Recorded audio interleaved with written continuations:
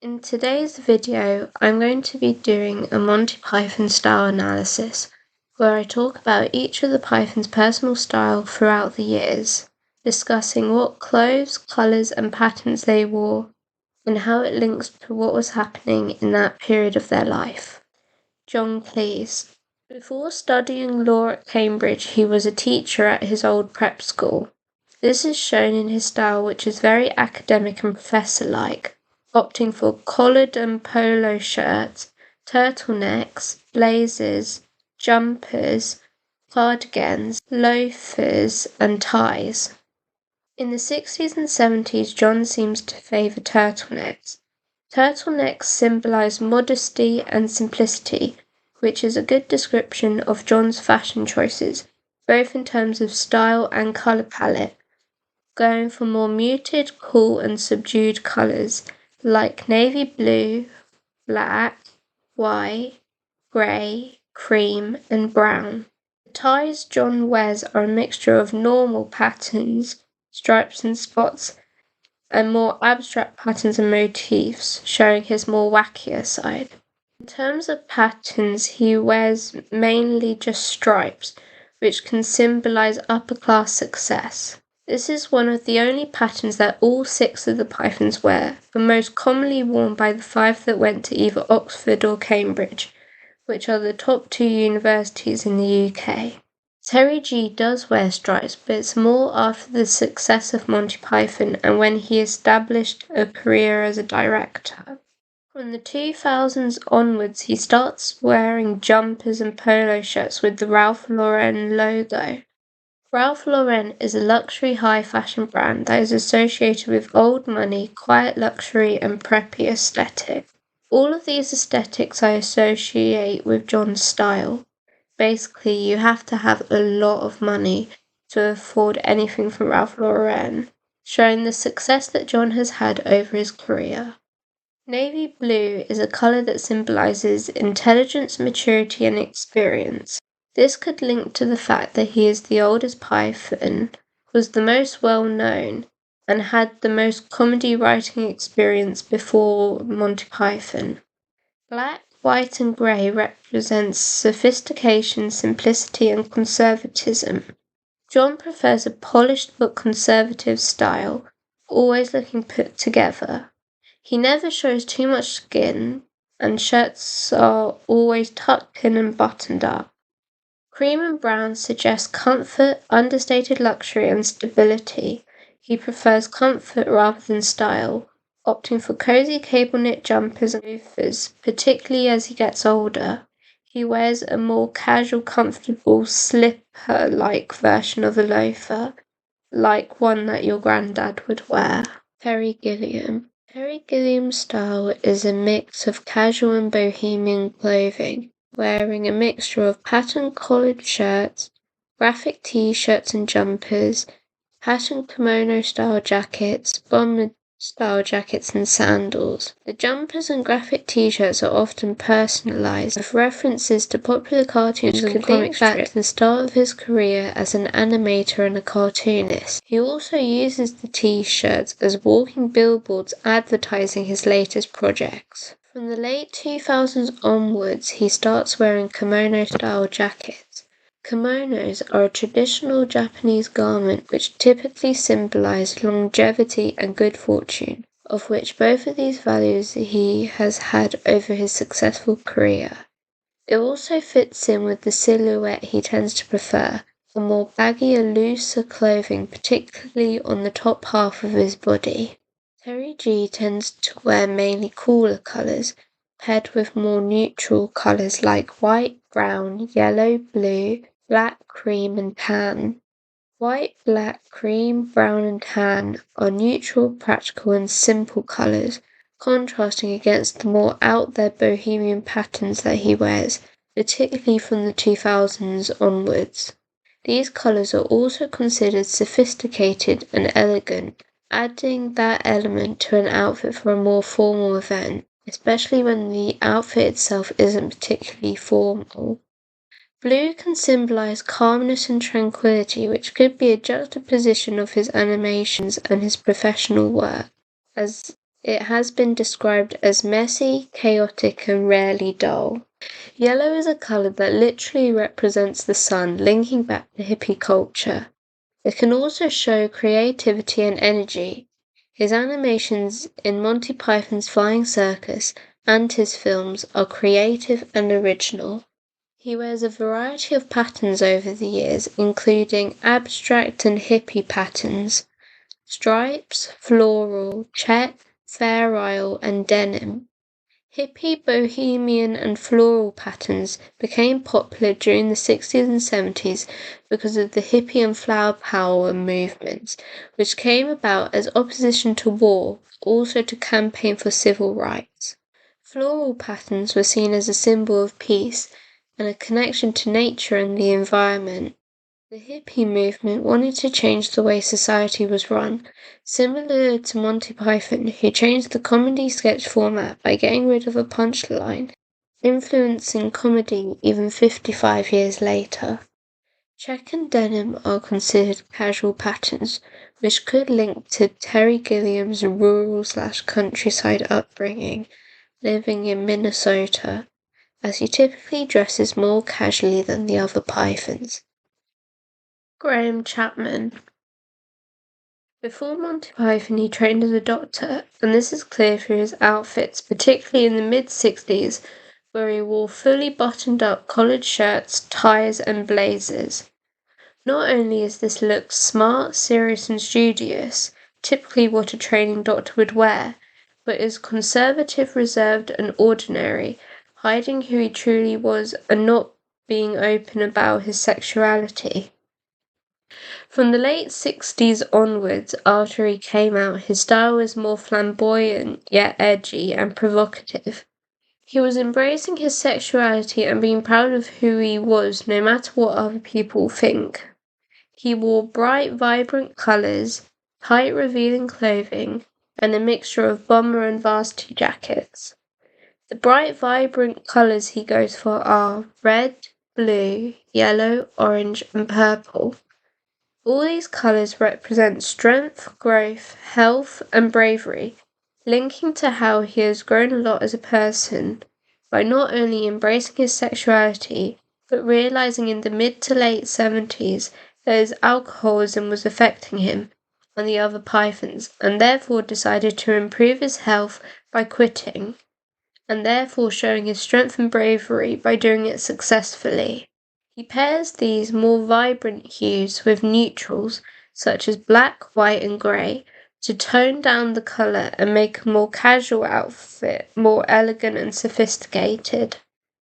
In the late 80s, approaching his untimely death, his style shifts, wearing more athleisure style and baggier, looser clothing, such as windbreakers, shell suit sets, and hoodies in more duller, muted colours. Athleisure wear, particularly windbreakers and shell suits, gained popularity in the 80s, allowing freedom of movement as well as being comfortable, stylish, and casual.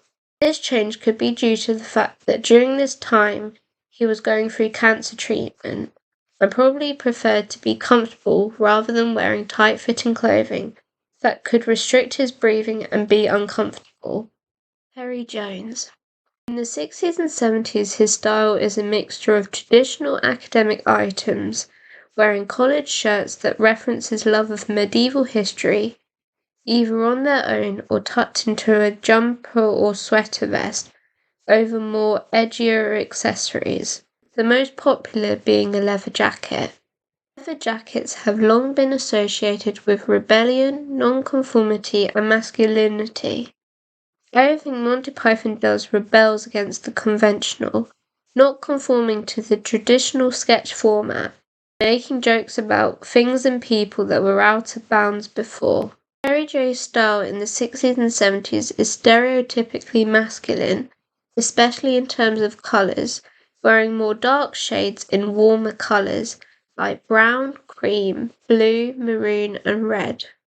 Brown and cream symbolise warmth, approachability, and friendliness. When Terry Jones sadly died in 2020, Michael said this about Terry. Terry's opinion, probably more than any other. He was very, very astute. Terry didn't do private particularly. Terry was a very open man. He talked to you about absolutely anything.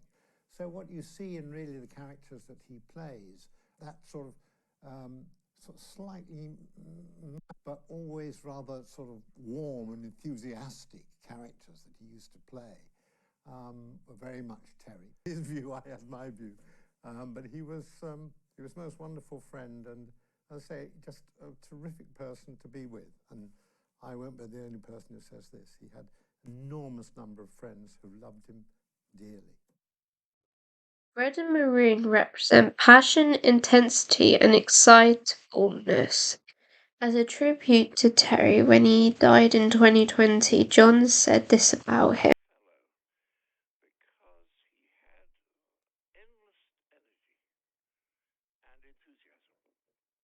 We almost used to laugh at him sometimes. I remember he got up one day when we were shooting on the south coast and he got excited about how green the grass was. So that there was this hugely lively energy in him, which was very, very attractive. And he also had a confidence. In the late 70s and into the early 80s, his style shifts to more pastel colours of blue, green, pink, and purple. Pastel colours, particularly pink and purple, are considered feminine, youthful, and playful. The soft, feminine pastel colours contrast against the baggy, masculine leather bomber jackets in darker, more rustic colours that he wears. Also, in the early 80s, he's approaching 40, so he might have wanted to add a touch of youthfulness to an outfit. From the late 80s onwards, he starts exclusively wearing blazers and collared shirts, either monochromatic or in a neutral colour palette of black, white, grey, navy blue, and cream. Black, white, and grey symbolise sophistication, formality, and simplicity.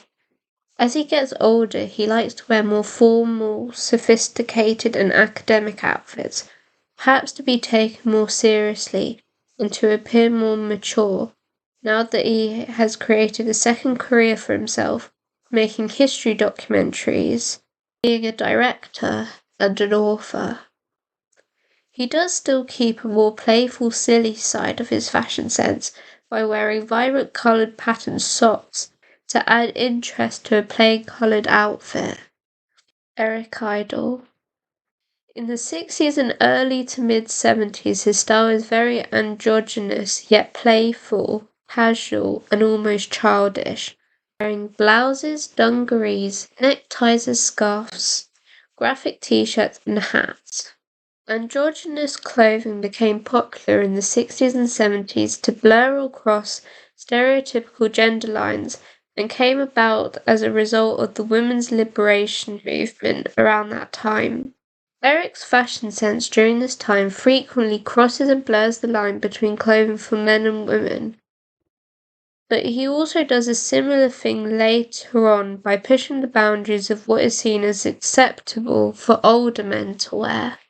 During the 60s and 70s, he wears a mixture of more brighter, bolder colours of yellow and magenta, signifying youthfulness, creativity, and being mentally sharp. The lean towards more youthful clothing choices and colours could link to the fact that Eric is the second youngest Python. From the late 70s onwards, his style shifts to a more masculine, boxy silhouette and more preppy elements, such as collared shirts, blazers in a check print, Oxford shoes, sweater vests, and more grandad-style cardigans and jumpers. He wears more muted neutral colours of grey, black, white, blue, and brown. All these colours represent sophistication, maturity, simplicity, and stability.